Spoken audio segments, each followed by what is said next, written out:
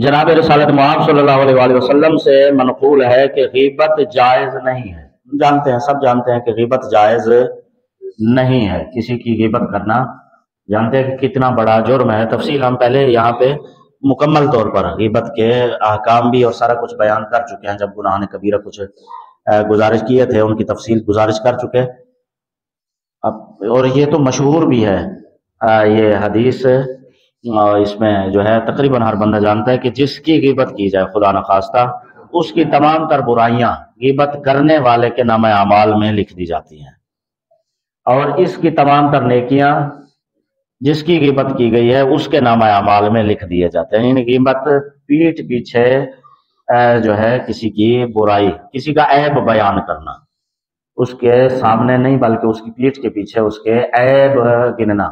अब ऐब का मतलब क्या है कि उसमें ऐब है, अगर ऐब नहीं है फिर तो बहुतान है, और बहुतान की सजा ये है, मासूम फरमाते हैं कि जिसने किसी पर बहुतान लगाया, झूठ बांधा कि ये ऐसा है ये वैसा है, और अगर वो ऐब उसमें न हो तो कयामत के दिन अल्लाह उसे जहन्नुम में उस वक्त तक रखेगा जब तक उसका बहुतान सच साबित ना हो जाए। अब वो है ही झूठ है, सच साबित कहां से होगा? तो लिहाजा इसका मतलब क्या है कि जहन्नुम है उसके लिए, हमेशा के लिए जहन्नुम है जो किसी मोमिन पर बहुतान लगाता है कि ये ऐसा वैसा।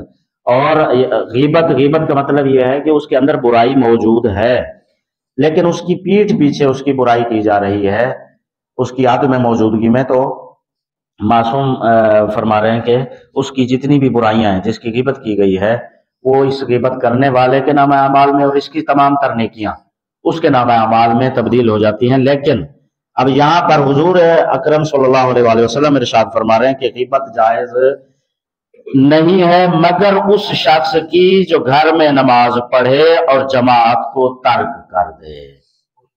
यानी जो बाजमात नमाज को, घर में भी ये नहीं है कि बेनमाज है, घर में नमाज पढ़ता है, घर का नमाजी है, सिर्फ यह है कि जमात के साथ नमाज नहीं पढ़ता।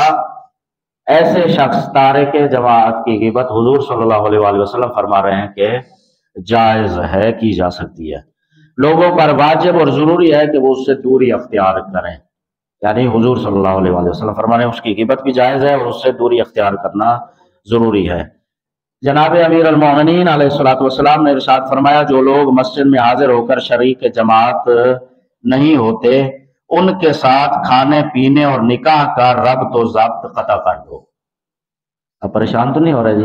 कि मैं अपनी तरफ से नहीं, मासूम के फरमान है वो नकल सिर्फ कर रहा हूँ, पढ़ के जो है वो सुना रहा हूँ बिल्कुल लफ्ज ब लफ्ज।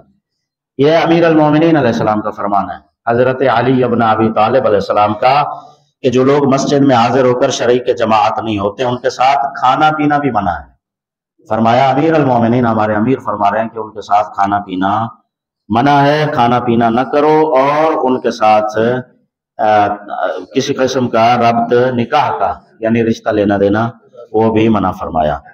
इसके बाद फरमाया कि अव्वल वक्त में तनहा नमाज पढ़ने से, अव्वल वक्त में फुरादा नमाज पढ़ी जाए, उससे नमाज बाजमात पढ़ना और इसी तरह काफी लंबी फुरादा नमाज पढ़ना, यानी काफी तवील, बहुत ही खुशू और खुशू के साथ तवील नमाज फुरादा पढ़ना, मुख्तसर नमाज बाजमात पढ़ना उससे अफजल है। यानी बाजमात नमाज जो है ये मुख्तसर है, बिल्कुल शार्ट है, और फुरादा नमाज जो है बंदे को बाजमात नमाज के साथ या वो जल्दी जल्दी हो जाती है। और मैं जरा तफसील के साथ नमाज पढ़ना चाहता हूँ खुशू खुशू के साथ। तो मासूम फरमाते हैं कि वो जो मुख्तसर बाजमात नमाज पढ़ी गई है वो मुख्तसर बाजमात नमाज उस तफसीली नमाज से और खुशू व खुशू वाली नमाज से ज्यादा अफजल है। खुदा हमें दीन सीख कर उस पर अमल करने की तौफीक अता फरमाए।